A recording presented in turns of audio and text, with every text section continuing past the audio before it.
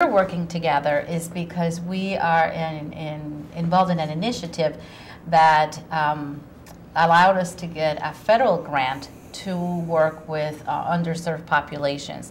And part of the criteria was that we needed to partner with an agency that provided services to a particular population. And so we chose Centro, and we approached Liz about it, and she was very much willing to do that.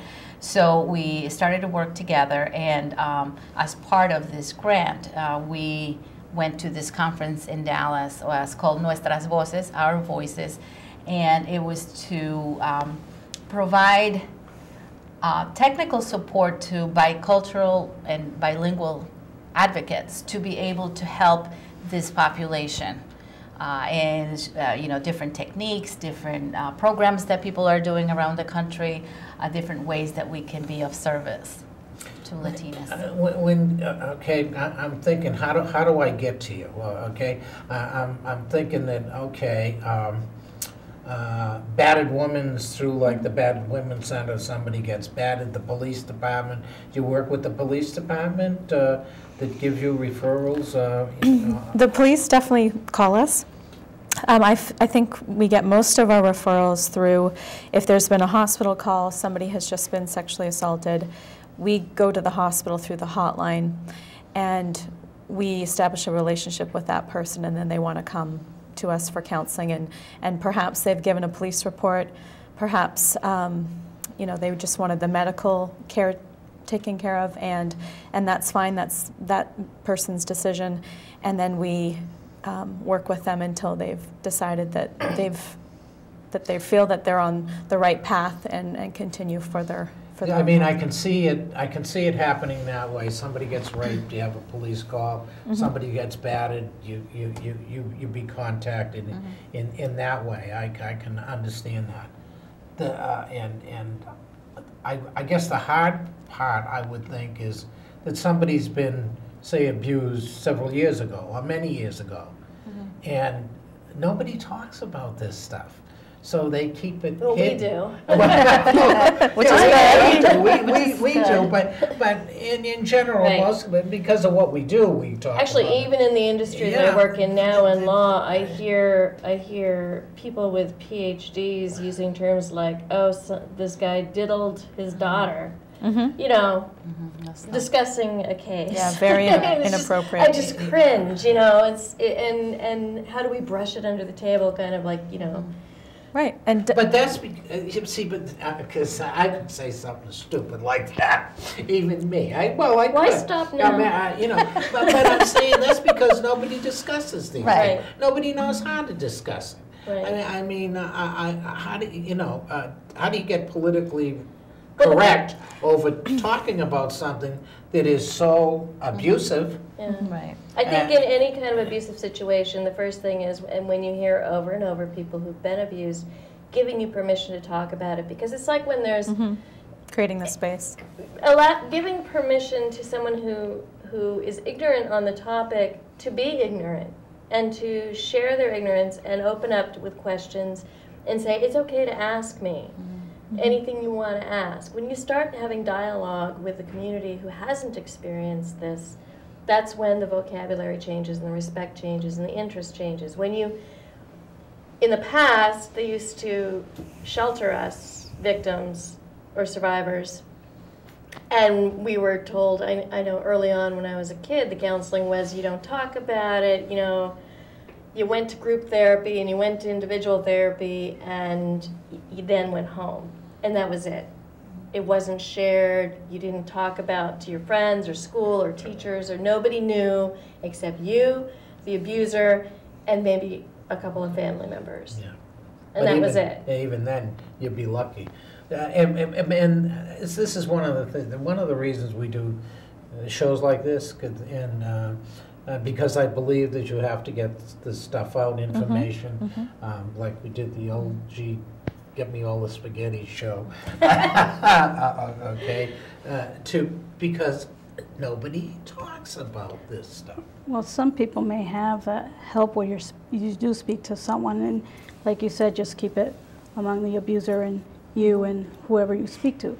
But others they stay quiet. Right. And they go for years, and maybe something might trigger a memory of what might have Right. happened to you, etc. And to speak about ignorance, you're not taught. Right. You're not taught what to do when something like that happens. So you go on for years, quiet, and then you meet people, and then from there you start to speak up. But it's very uncomfortable when you do speak. Right.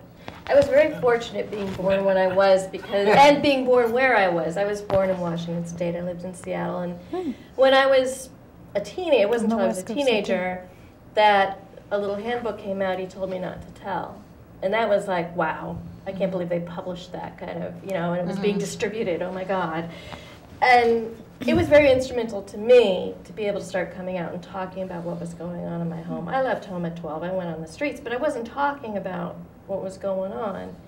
But even then, I would only talk about what they were talking to me about. I would only talk about my father's abuse of me, but I wouldn't talk about my brother's abuse of me because nobody else is talking about it, so why should I? Yeah. And I think that's kind of how it works too, is if you're not using the words in our culture, then you just... you get tied up. Right. I mean, if we discuss these things at the restaurant, and most people, Right. and occasionally you can tell, it makes some people very, very Many people. uncomfortable because, again, it's not talked about. One of the things that we see with survivors who haven't disclosed for a long time is that this issue has affected their lives in other ways.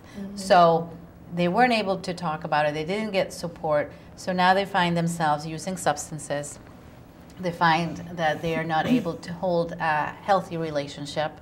They're having a hard time holding a job. It's coming out in other ways. So sometimes many people, once they get sober and they stop self-medicating for these issues, then they start looking at this. Well, this is the reason why I can't do certain things. Right. And so they start looking at it. But it's a very hard thing.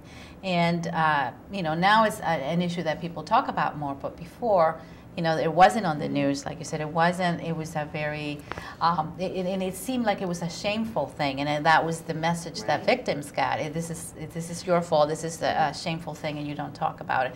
Where, now our message is completely opposite. It's not your fault, you can talk about it. For thousands of years, the whole persona was, and this isn't about just women, but the persona for women was, you're clean and pure and you should be a virgin, particularly till you get married and blah, blah, blah. Well, what if you were never a virgin? What if all your sexual experience has been abusive?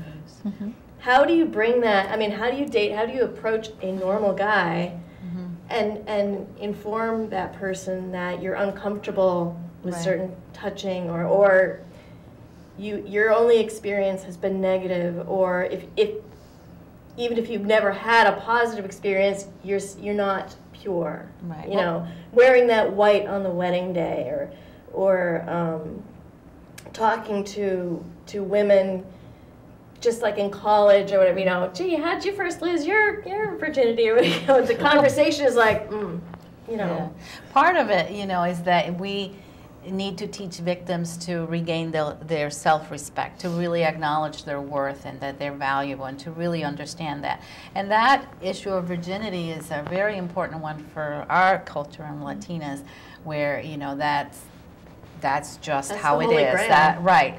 So, but what we teach girls who have been abused, who are going through those, having those thoughts in their head, is that we tell them that virginity is something that you give to someone, not someone takes from you. So, you are not responsible for that. So, but that's a very important thing, and we need to be respectful of that when we're talking to clients of that culture, that, that's important to them. So we want to make sure that those fears and those questions are answered as well. And when if you live in a situation in the American culture, it's so multi-cultured and cross-cultured, it is difficult in communicating these things because, as you were talking about, it's still, in some Italian communities, you're still not going to get, you're not going to get No. In many anybody cultures. in many cultures today.